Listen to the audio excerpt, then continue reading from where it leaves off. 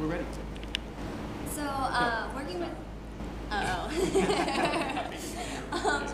working with Juma, there's a lot to do about the eyes and focus and what you see and who you're seeing, and for me, one of the biggest things having such an amazing opportunity to talk to the people that I actually was looking at during the performance and getting to hear what different memories or feelings that got brought up for them during the piece was really interesting because the piece, it goes so many different places for me personally in it, and that I connect with the people instead of, having a really specific fourth wall where I'm presenting something, getting the chance to actually look into someone's eyes and stay with them for a moment or two while I'm dancing, and then getting to hear what they had to say about it or what was happening for them was really impactful in the sense that I can, now when I go into that material, I have a really, I don't really have the right word for it, I guess just maybe a more depth when I do, make that contact with those people, that there's something that I can really hold on to, knowing that they are part of the piece themselves, Because I'm not a dance, I don't have an MFA in dance like some of you do. What is that called when you break the fourth wall? What's that term called? When you break the fourth wall? Is it breaking the fourth wall. Breaking the fourth wall. Okay. All right. I want to give you a chance to respond to my question. Well, I think that's what it's called. Okay. I got that much down. So my experience, I have two thoughts about that. One is Siobhan, the human being, experiencing the talk back, the feedback, and what that means for me as a human being. I feel a lot of affirmation because there are a lot of things in the piece that make me uncomfortable. And at Jumatatu, I'm really clear about the parts that I don't like and that make me uncomfortable because I feel convicted in some ways, specifically like the women's trio. Like, am I ever that person, or I don't like them?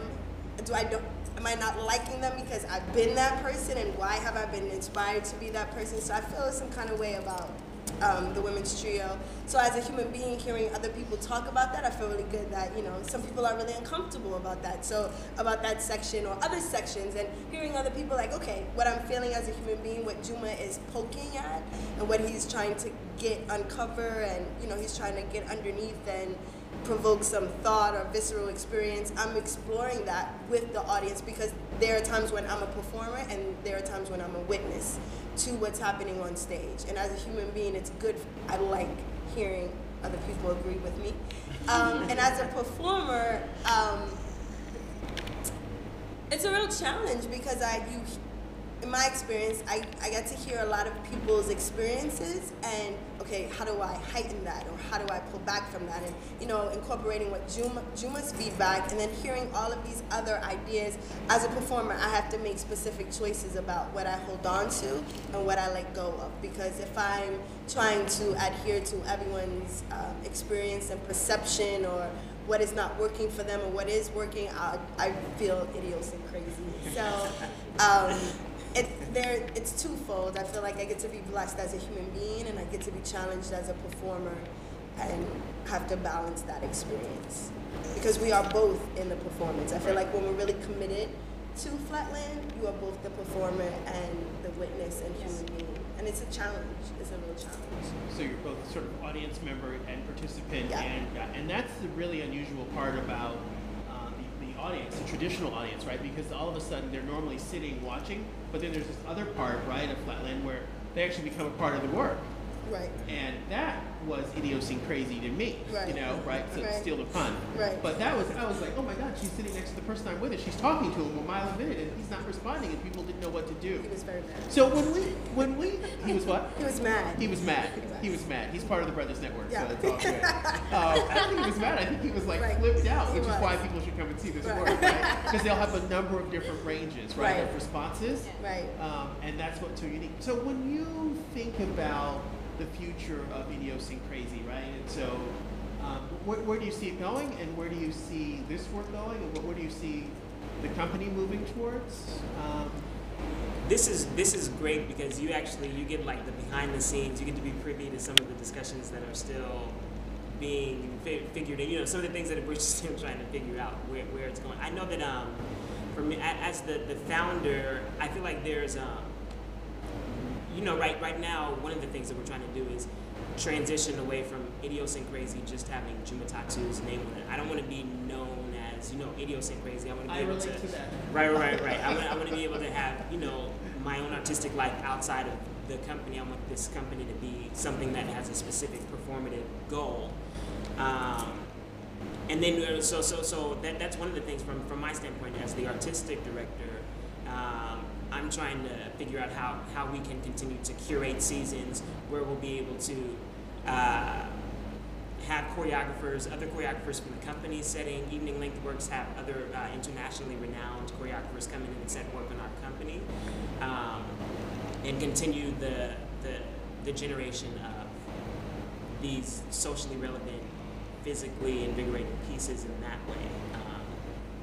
So I just would add, so the Brothers Network, which is where this sort of will be aired, is an organization that's engaged in social justice. It looks at disparity, looks at economic justice, social justice, racial justice, LGBT issues, actually not LGBT issues specifically, but really the plight and the experiences of Black gay men in this country and around the world. And what's universal about this messaging from Idiosyncrasy is that it does that. This resonates with every single audience member in that community, outside of that community, in the larger dance world, and aficionados of dance. Do you think that you, in some ways, and this is always an awkward question, are operating in a space that's sort of groundbreaking and will maybe even begin to have a trend? Or do you think this is one isolated time? And you talked about separating Jumatatu from Idiosyncrasy, but Bill T. Jones and Arnie Zane never separated from Bill T. Jones and Arnie Zane only until recently, right? When they sort of did a merger. So there is some idea, this notion of signature and footprint as you move forward. And what would be your vision for that? Or would you like for this to become mainstream? So in 20 years, we'll all be coming to the Idiosyncrasy Festival every year, and we'll have this sort of amazing fourth wall breaking, or whatever the fifth wall is. Maybe it'll be technology, right? Well, one element of that is, I think, where Siobhan and I come into the play, so that it doesn't just become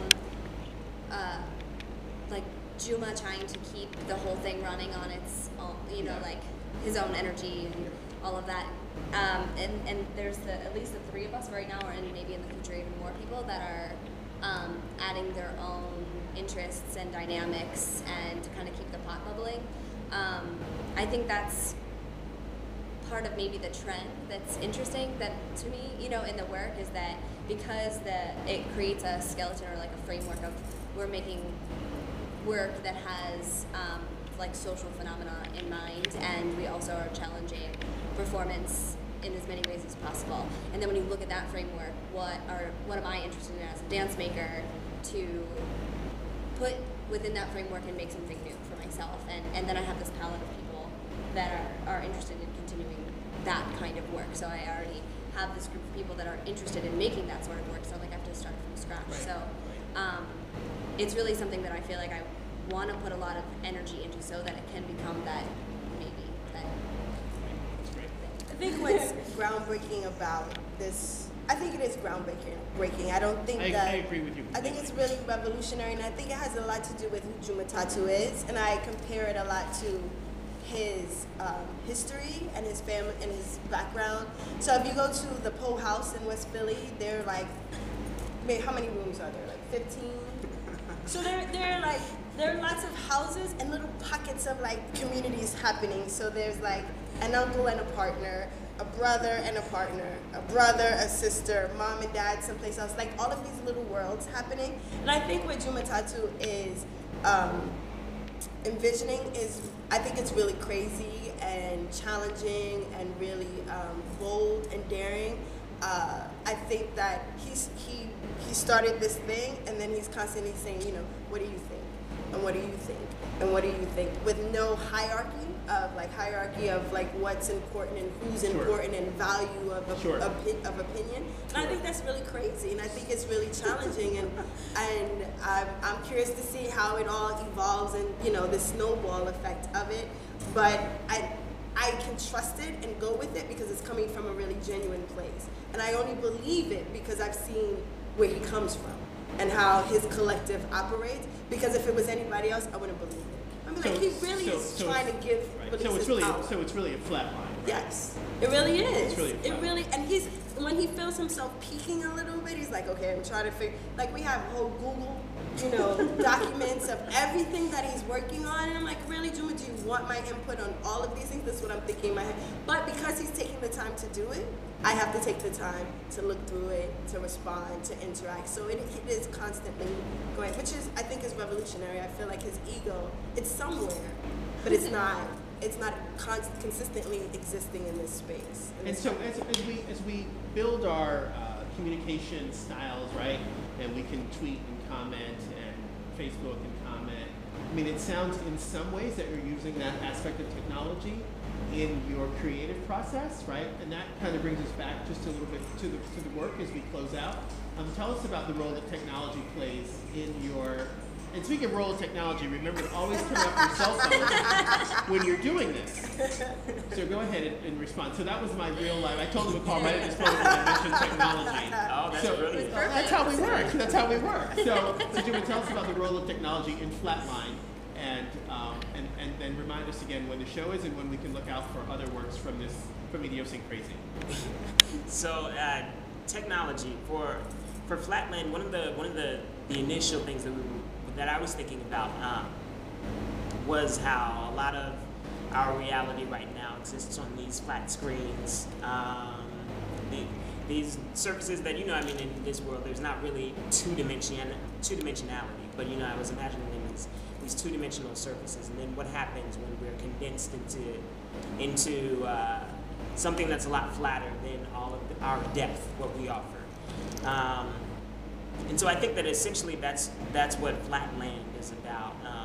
The way that communication is condensed, the way that there are parts of us that are cut off, the way that we're essentialized, and the way that that's kind of demanded of us, that we essentialize ourselves, that we put these labels on, that we, put it into this many words or whatever, that we limit ourselves in the range of our communication. And, it's not, I feel like as a director, I'm trying to approach that as liberally as possible. It's not all, it's not like a condemnation. But there are lots of different levels of that. Sometimes it's really beneficial to, if we were to say every thought that occurred in our minds, we would never do anything else except talking to one person, probably just ourselves, So there's that, and actually the version that you saw, the preview that you saw on November 21st, the feedback session, there's some pretty significant changes that we've been making since then for the premiere in January, and there will be more technological components, video components. One of the great things about the feedback sessions is the video kept coming up as a question. I could see video here. I was wondering why this didn't happen. And video was originally a part of the conception, which I decided to leave out because I was like, okay, we need to focus on this performance. And now that I feel like we trust what's going on